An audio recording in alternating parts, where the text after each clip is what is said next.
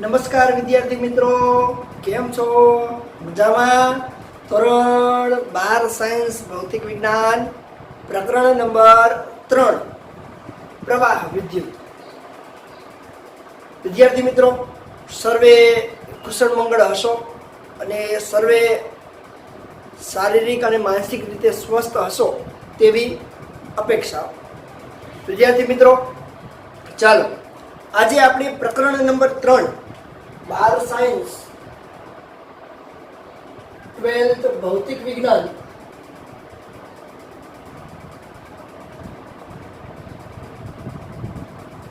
પ્રકરણ નંબર 3 ના આગળના ટોપિકના એમસીક્યુ ની ચર્ચા આપણે કરવી છે.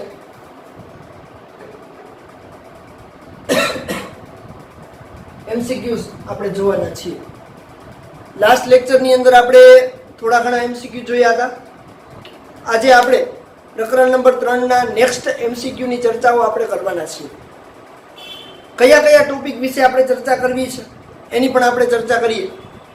પ્રકરણ નંબર 3 ની અંદર હવે આપણે અવરોધનો તાપમાન સાથે અથવા વાહકના અવરોધકતાનો તાપમાન સાથેના સંબંધના સમીકરણની ચર્ચા કરશું. તો આપને ખબર છે કે વાહકના અવરોધનો તાપમાન સાથે અવરોધકતાનું તાપીય સંતુલન અથવા તો તાપીય અવલંબન સાથેનો સંબંધ શું છે. તો અવરોધ અને અવરોધકતાનો તાપીય અવલંબન એની આપણે ચર્ચા કરશું.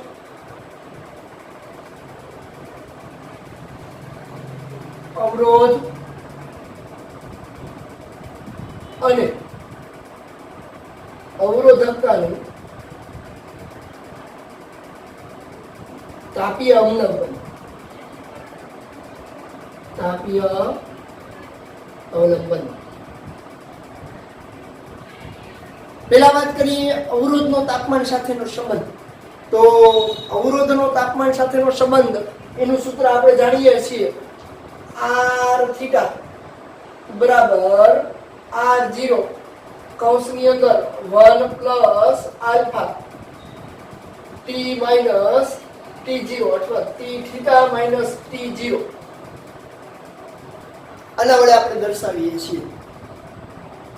r થીટા એટલે કે થીટા તાપમાને, જેને આપણે એમ પણ કહી શકીએ કે જે તે તાપમાને આપેલ વાહકનો અવરોધ. જે તે તાપમાને આપેલ વાહકનો અવરોધ. R0 સંદર્ભ તાપમાને વાહકનો અવરોધ. સંદર્ભ તાપમાન એટલે જે તે તાપમાનની સાપેક્ષની ચર્ચા કરેલી હશે એ તાપમાને આપેલ વાહકના અવરોધની વાત કરીએ છીએ. આલ્ફાને તાપમાન ગુણાંક તરીકે લેવામાં આવે છે અને આ તાપમાન ગુણાંક એ જે તે વાહક માટે અલગ અલગ હોઈ શકે. જે તે વાહક માટે અલગ અલગ હોઈ શકે છે. ચાલો એના પછી ટી, તો જે તે તાપમાને અવરોધ લીધું હતું એ તાપમાન, જે તે તાપમાને આપણે અવરોધ લીધેલો છે એ તાપમાનની ચર્ચા થાય છે. T0 સંદર્ભ તાપમાન. T0 એટલે સંદર્ભ તાપમાન. ક્લિયર છે? આટલું આપણે સૂત્રની અંદર ખાસ સમજવું જરૂરી છે. અવરોધકતાની વાત કરીએ તો અવરોધકતાને આપણે રો વડે દર્શાવીએ છીએ. તો રો થીટા બરાબર રો 0 કૌંસમાં 1 plus alpha T theta minus t0. Same copy to copy સમીકરણ છે, એમાં કોઈ પણ પ્રકારનો ફેરફાર નથી. હવે આવા સમીકરણની અંદર જ્યારે ચર્ચા કરતા હોય ત્યારે સમીકરણમાં હવે શું માગેલું છે અને શું શોધવું છે, શું આપેલું છે અને શું શોધવું છે એ ખૂબ જ અગત્યનું નીવડે છે. હવે ક્યારેક આપણને તાપમાન ગુણાંક શોધવાનું કહે તો તાપમાન ગુણાંક શોધવાનો હોય તો એના ઉપરથી આપણે સમીકરણ અહીંયા તારવી શકીએ છીએ. R0 ને અંદર ગુણી દો તો શું મળશે? તો કે r થીટા બરાબર r0 વત્તા આને પણ ગુણાશે r0 into alpha t theta minus t0. r0 આ બાજુ આવે આવું થશે r થીટા માઇનસ r0. હાલો એમાંથી આપણે આલ્ફા જોઈએ છીએ તો r0 અને t માઇનસ આ બાજુ જવા દો તો r r0 t theta minus t0 બરાબર આલ્ફા. આ સમીકરણનો સીધો ઉપયોગ કરી અને આપણે MCQ સોલ્વ કરી શકીએ. જ્યારે તાપમાન ગુણાંક સમાન હોય અથવા તો એક જ તત્વ માટે, એક જ ધાતુ માટે, એક જ વાહક માટે, એક જ પદાર્થ માટે ની ચર્ચા અલગ અલગ તાપમાને કરેલી હોય ત્યારે એના તાપમાન ગુણાંક તો સમાન જ રહેવાના છે. એવા સમયે આપણે અહીંયા આ સૂત્રનો સીધો ઉપયોગ કરી શકીએ છીએ. એટલે ખાસ આ સૂત્ર આપણા માટે અગત્યનું છે. સેમ વસ્તુ આના માટે લખી શકાય છે. ચાલો હવે સંદર્ભ તાપમાન આપણી પાસે હોય તો કયા તાપમાને અવરોધ કે અવરોધકતા કેટલી હશે, કયા તાપમાને અવરોધ કે અવરોધકતા કેટલી હશે એ શોધવા માટેના સમીકરણની ચર્ચા કરી. આજે માત્ર આપણે સમીકરણ જોશું. નેક્સ્ટ લેક્ચરની અંદર આપણે એ સમીકરણ પર આધારિત MCQ ની ચર્ચા કરવાના છીએ. એટલે ખાસ સમીકરણો એ ફિઝિક્સની અંદર MCQ સોલ્વ કરવા માટે ખૂબ જ અગત્યના છે. ચાલો આ સમીકરણ છે એ MCQ માટે ખૂબ જ અગત્યનું. એના એક્ઝામ્પલ આપણે જોવાના છીએ. જ્યારે અલગ અલગ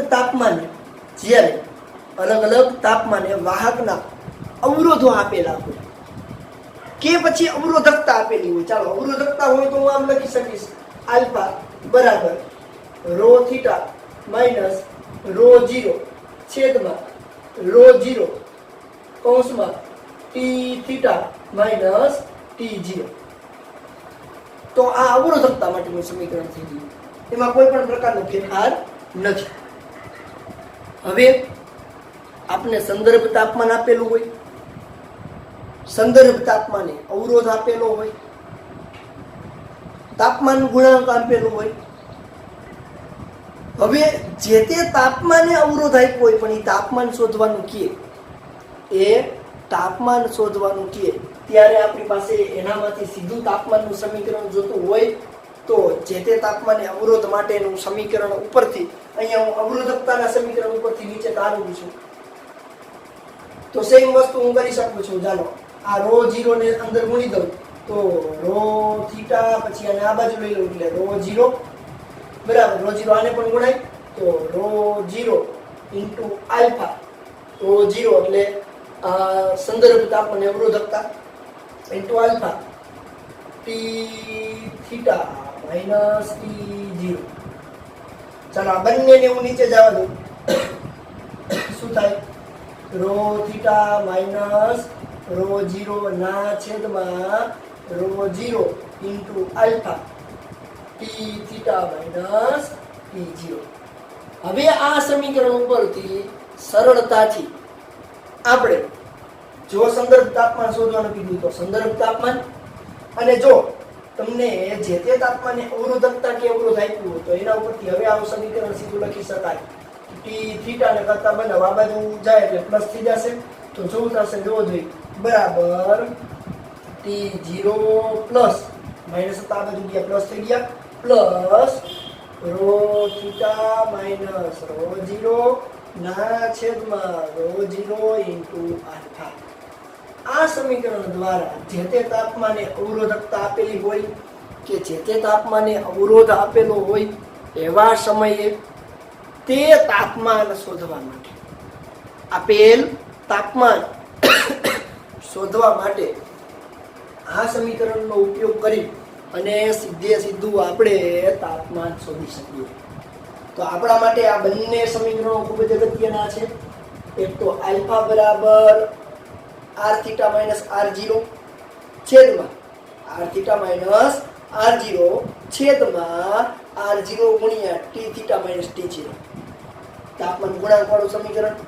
બીજું તાપમાન વાળું સમીકરણ. જો તાપમાન શોધવાનું કીધું હોય તો થીટા તાપમાને અવરોધ t થીટા અથવા તો જે તે તાપમાન શોધવાનું હોય એવા સમયે તો t ઇન્ટુ થીટા બરાબર t0 પ્લસ સેમ વસ્તુ r થીટા માઇનસ r0 છેદમાં r0 ગુણ્યા આલ્ફા અથવા રો થીટા માઇનસ રો 0 છેદમાં રો 0 ઇન્ટુ આલ્ફા. જ્યાં આલ્ફા બરાબર ખાસ જોજો તાપમાન ગુણાંક છે જેનો એકમ સેલ્સિયસ ઇન્વર્સ અથવા કેલ્વિન ઇન્વર્સ. હવે જો તમને આપેલ તાપમાન સેલ્સિયસ ની અંદર આપેલું હોય ને તાપમાન ગુણાંક કેલ્વિનમાં આપ્યો હોય તો પેલા ખાસ ધ્યાન આપવાનું કે બધાને કાં તો સેલ્સિયસમાં કન્વર્ટ કરો અથવા એને આપણે અંશ સેલ્સિયસમાંથી કેલ્વિનની અંદર કન્વર્ટ કરવું. પછી જ એમસીક્યુ કે દાખલાના સોલ્યુશનની અંદર જવું. મોટા ભાગે ભૂલ કરતા હોય એવા વિદ્યાર્થીઓ અહીંયા બધું આવડતું હોવા છતાં આન્સર નથી આવતો, જવાબ નથી આવતો. એનું કારણ શું છે તો કે સેલ્સિયસમાંથી કેલ્વિનની અંદર અથવા તો કેલ્વિનમાંથી સેલ્સિયસમાં કન્વર્ટ કરવાનું ભૂલી જાય છે. બે સમીકરણો ખાસ અગત્યના છે. ચાલો સ્ક્રીનશોટ લઈ લેજો, જોઈ લેજો.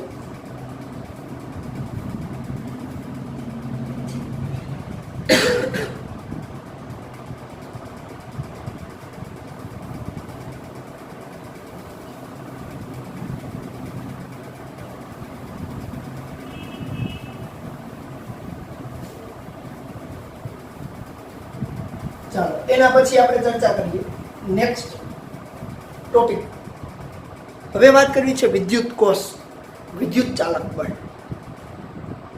વિદ્યુત ચાલક બળ એટલે શું, ઈએમએફ એટલે શું, ઇલેક્ટ્રોમોટિવ ફોર્સ એટલે શું, એની ચર્ચા આપણે કરી ગયા છીએ.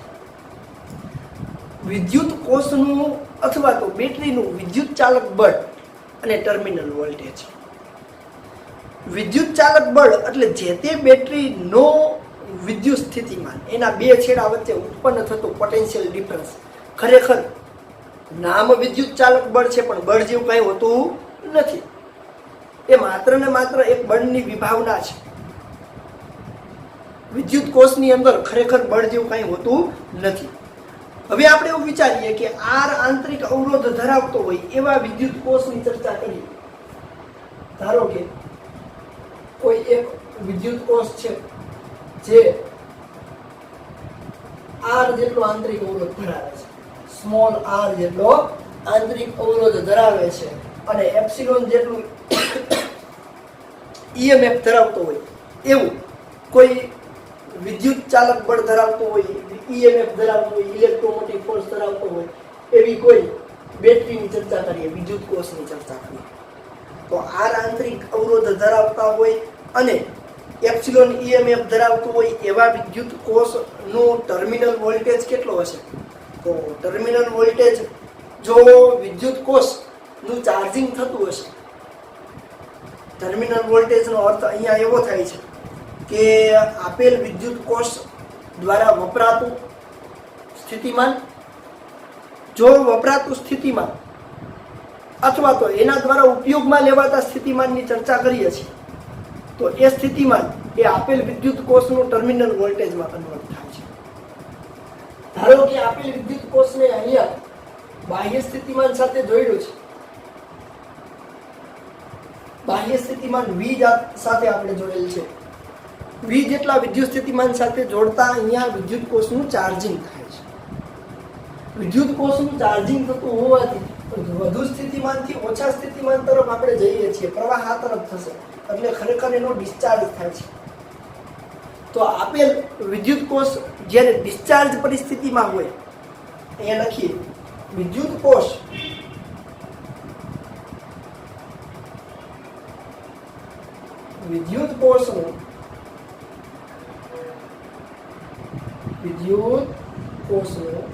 બાહ્ય પરિપથ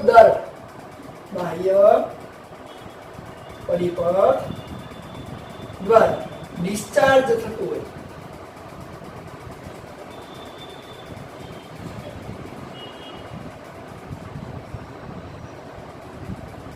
ત્યારે જો ડિસ્ચાર્જ થાય તો ટર્મિનલ વોલ્ટેજ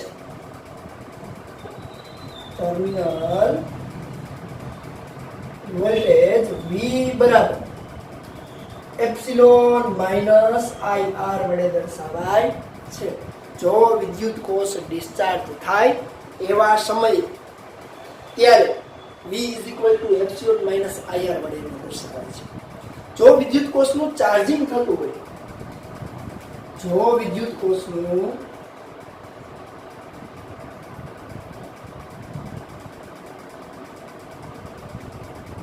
બાહ્ય પરિપથ દ્વારા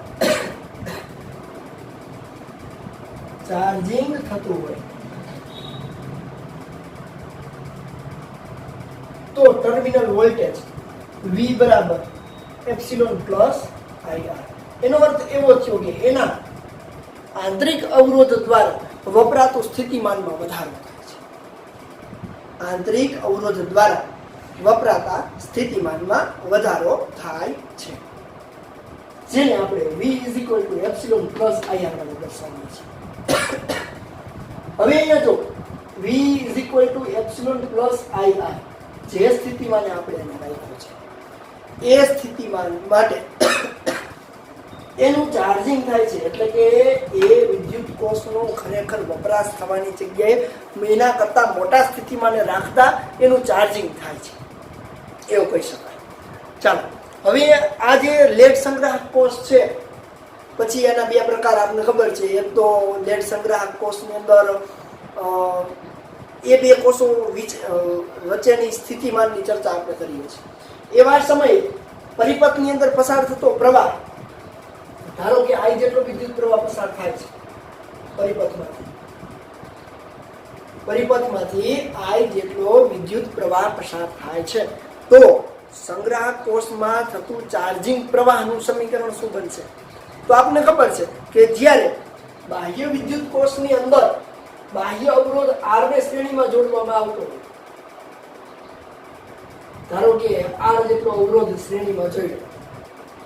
હવે આ R જેટલા અવરોધને શ્રેણીમાં જોડવામાં આવે એવા સમયે સ્થિતિમાનની હાજરી હોતી નથી, એટલે કે ટર્મિનલ વોલ્ટેજ ક્યાંય આપણને મળતો નથી. એટલે કે ધારો કે V જેટલા સ્થિતિમાને એને રાખ્યો છે અને બાહ્ય અવરોધ R જોડવામાં આવે છે. બાહ્ય અવરોધ R જોડવામાં આવે ત્યારે કુલ અવરોધ R પ્લસ R જેટલો થઈ જશે. R પ્લસ R જેટલો શ્રેણીમાં છે. શ્રેણીમાં હોય ત્યારે આપેલ પરિપથનો કુલ અવરોધ શું થશે? R પ્લસ R, જેને આપણે શ્રેણી અવરોધ તરીકે ઓળખીએ છીએ. તો વિદ્યુત કોષનો શ્રેણી અવરોધ અહીંયા કેટલો થાય છે? R plus R. આથી જ્યારે વિદ્યુત કોષમાંથી પસાર થતા પ્રવાહને આપણે ચાર્જિંગ પ્રવાહ તરીકે લઈએ છીએ, તો વિદ્યુત કોષનો ચાર્જિંગ પ્રવાહ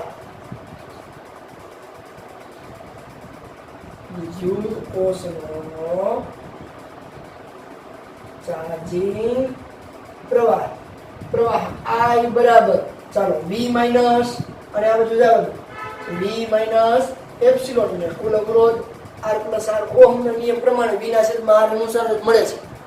ઓહમના નિયમ પ્રમાણે V ના છેદમાં R અનુસાર ચાર્જિંગ પ્રવાહ I બરાબર V માઇનસ એપ્સિલોન છેદમાં R પ્લસ R અનુસાર મળે છે.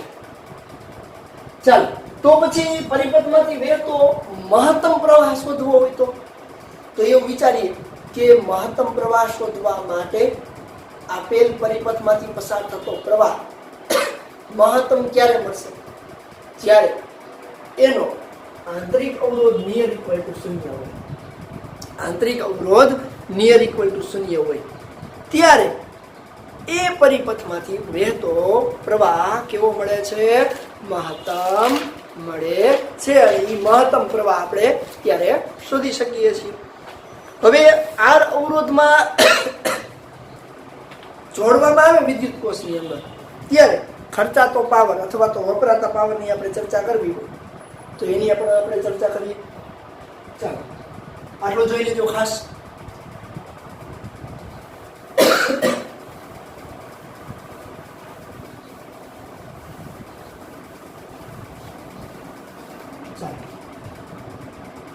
વિદ્યુત કોષ ની અંદર જ્યારે બાહ્ય અવરોધ R જોડવામાં આવે ત્યારે R અવરોધમાં ખર્ચાતો પાવર બાહ્ય અવરોધ R જોડતા અથવા તો કોઈ ઉપકરણ જોડતા, બલ્બ જોડ્યો, પંખો જોડ્યો, બાહ્ય અવરોધ R જોડતા ખર્ચાતો પાવર. તો પાવરના સમીકરણો આપણે જોઈ ગયા છે. P I into V અનુસાર મળે છે. P is equal to I into V અનુસાર મળે છે. હવે I into V અનુસાર તમે પાવર ચાલો ખર્ચાતા પાવરની ચર્ચા કરીએ તો V is equal to IR મૂકી શકાય. V is equal to IR મૂકી શકાય માટે P is equal to I square into R, જ્યાં V બરાબર IR. તો વ્યય થતો પાવર અને ખર્ચાતો પાવર તમે મેળવી શકો છો. તો ધારો કે T સમયે ખર્ચાતો પાવર જેને આપણે ઉષ્મા ઉર્જા સ્વરૂપે વ્યય થાય છે એવું કહી શકાય. તો એકમ સમયમાં ખર્ચાતો પાવર અથવા તો મળતી ઉર્જા એટલે એનો પાવર. એકમ સમયમાં ખર્ચાતી ઉર્જાને એનો પાવર કહીએ છીએ. P is equal to IV અનુસાર અથવા V is equal to IR મૂકતા P is equal to I square into R અનુસાર મેળવી શકાય છે અથવા લખી શકાય છે. ક્લિયર? તો R અવરોધની હાજરીમાં અથવા તો બાહ્ય ઉપકરણ જોડતા વિદ્યુત કોષ દ્વારા ખર્ચાતો પાવરનું સમીકરણ. હવે ડીસી પ્રાપ્તિ સ્થાન હોય, ડીસી પ્રવાહ હોય, તો એવા ડીસી પ્રવાહમાં વપરાતી ઉર્જા T સમયે કેટલી હોય તો આપણે ખબર છે P is equal to I into V. DC પ્રવાહનું અહીંયા કેમ મેં વાત કરી? શું કામ આપણે ડીસી પ્રવાહની ચર્ચા કરી? કારણ કે પ્રકરણ નંબર 7 માં એસી પ્રવાહને આપણે સરેરાશ વર્ગમૂળ દ્વારા એનો સરેરાશ પાવર મેળવવામાં આવે છે. સરેરાશ પાવર મેળવવામાં આવે છે. એટલા માટે અહીંયા ડીસી પ્રાપ્તિ સ્થાનમાંથી મળતો પાવર એટલે આપણે આવડીએ છીએ P is equal to IV. T સમયે મળતો પાવર અથવા તો T સમયે કરેલું કાર્ય. T સમયે કરેલું કાર્ય. હવે વિદ્યુત કોષને ચાર્જિંગ કરવામાં આવે છે ત્યારે વપરાતી ઉર્જા કેટલી હશે? વિદ્યુત કોષને ચાર્જિંગ કરવામાં આવે, અહીં આપણે વિદ્યુત કોષની ચર્ચા કરીએ છીએ.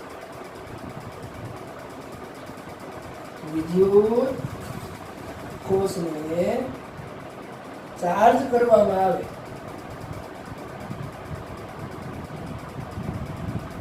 ત્યારે વપરાતી ઉર્જા અથવા ખર્ચાતી ઉર્જા તો સાહેબ અહીંયા જેટલી થશે તો એકમ સમયમાં કરેલું કાર્ય અથવા તો વપરાતી ઉર્જાને આપણે પાવર કહીએ છીએ. તો P is equal to અહીંયા એપ્સિલોન ઇન્ટુ I લખી શકાય. એપ્સિલોન ઇન્ટુ I લખી શકાય. સમયને સામે જવા દો તો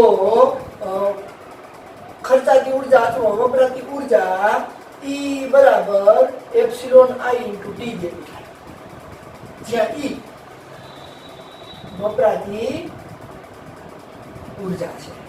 E શું દર્શાવે છે? વપરાતી ઉર્જા દર્શાવે છે.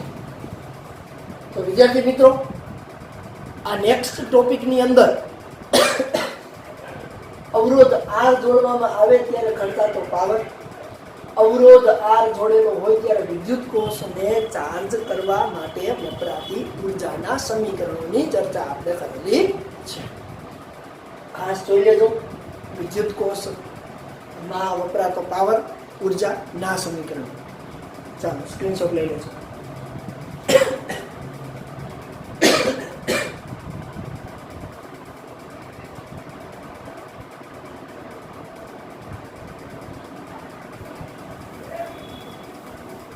ચાલો n જેટલા અવરોધોને શ્રેણીમાં જોડેલા હોય, n જેટલા અવરોધોને સમાંતરમાં જોડેલા હોય તો એના વિશેની ચર્ચા આપણે કરી જ ગયા છીએ. અવરોધોનું શ્રેણી જોડાણ અને સમાંતર જોડાણ. તો અહીંયા આપણે વાત કરીએ. ચાલો અવરોધોનું શ્રેણી જોડાણ.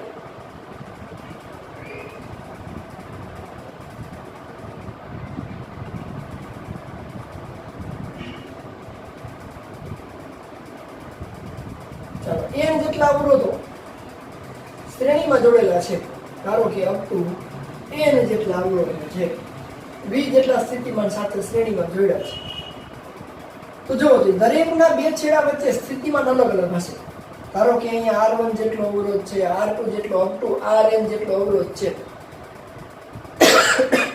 દરેકના બે છેડા વચ્ચે સ્થિતિમાન અલગ અલગ હશે, પરંતુ વિદ્યુત પ્રવાહને વહેવા માટેનો માર્ગ એક અને માત્ર એક જ ઉપલબ્ધ છે. ધારો કે I જેટલો પ્રવાહ, બધામાંથી પ્રવાહનું મૂલ્ય સમાન રહેશે. દરેકમાંથી વહેતા પ્રવાહ સમાન હશે. ધારો કે I જેટલો પ્રવાહ પસાર થાય, પરંતુ દરેકના બે છેડા વચ્ચે સ્થિતિમાન કેવું હશે? અલગ અલગ હશે. એટલે કે ધારો કે આનું સ્થિતિમાન v1, આનું v2, આનું અપ ટુ vn, તો શ્રેણી જોડાણની અંદર કુલ સ્થિતિમાન v હોય તો v બરાબર v1 વત્તા v2 plus up to plus vn વડે દર્શાવીએ છીએ. ચાલો v ની જગ્યાએ શું લખી શકાય? તો i1 r1.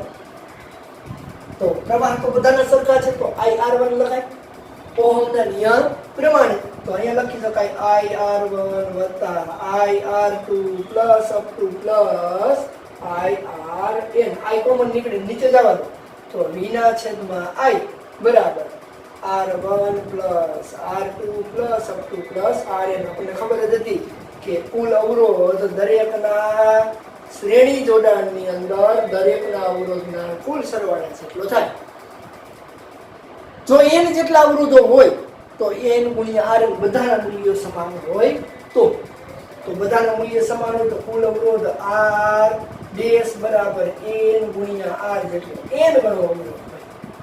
જો બધા અવરોધોના મૂલ્ય સમાન હોય તો અવરોધ n ગણો થાય છે. આ ખાસ ધ્યાન આપજો. હવે જો સમાંતર જોડાણ હશે અવરોધો તો હવે કાંઈ કહેવાની જરૂર જ નથી. જોજો અવરોધનું સમાંતર જોડાણ હોય, સમાંતર જોડાણ હોય તો 1/r બરાબર 1/r1 plus 1/r2 plus up to plus 1/rn. એટલે કે અવરોધોનો વ્યસ્ત પ્રમાણનો સરવાળો થાય. અવરોધોના વ્યસ્ત પ્રમાણનો સરવાળો થતો હોવાથી સમાંતર અવરોધ એટલે કે અવરોધોનું સમાંતર જોડાણ એ આપેલ અવરોધના નાનામાં નાના મૂલ્ય કરતા પણ એનું સમતુલ્ય અવરોધ કેવો મળે? નાના મળે.